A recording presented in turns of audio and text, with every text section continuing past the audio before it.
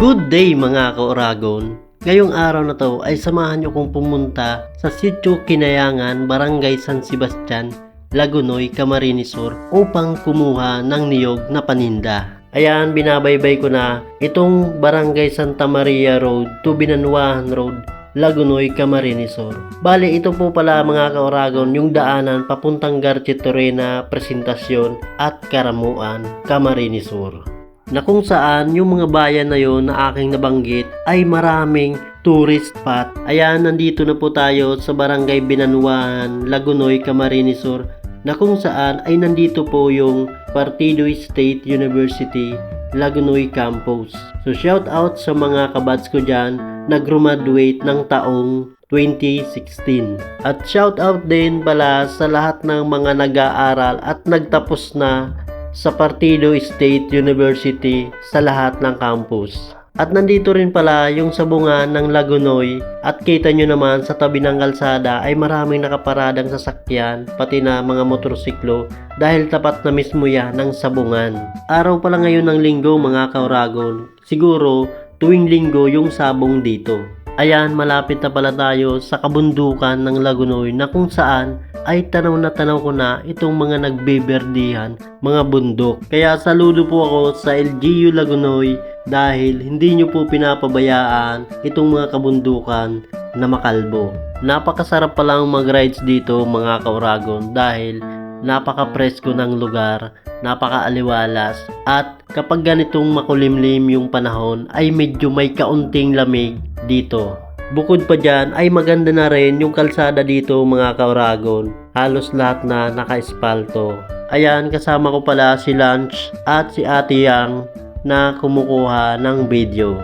Ayan, unang kalsadang palusong dito banda sa may paanan ng bundok. Kailangan lang ay nakaalalay ang inyong paa at kamay sa preno kasi baka dumiretso ka doon sa kalsadang papuntang Garchitorena. Yan po yung kalsada mga ka-Oragon na papuntang Garchitorena. Tatawid po yan ng bundok. Atin munang enjoyin itong mga masasarap sa matang tignan dito sa ating mga daraanan mga ka-Oragon. Kaya sabayan na natin yan ng music.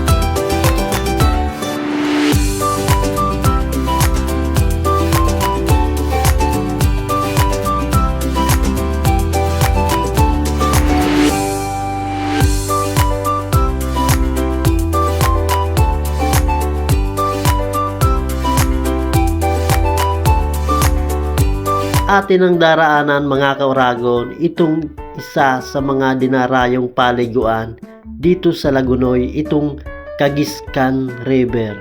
Napakalamig dito mga kauragon ng tubig at napakalinaw. Fresh na fresh galing sa tuktok ng bundok. Dati nga nung naligo kami ng mga tropa ko, habang tumatagay kami ay naubusan kami noon ng tubig. Kaya naisipan namin na doon na lang kami kumuha ng pang-chaser. At ito nga din pala yung pangalawa sa mga dinarayo dito sa Lagunoy, itong Kagiskan Picnic Grove. Pwede ka ditong mag-overnight kasi may mga kubo dito na pwedeng rentahan. Ayan, nandito na tayo sa tulay ng Sitio Kinayangan, Barangay San Sebastian, Lagunoy, Camarines Sur. So, nandito po yung kukuhanan natin ng niyog.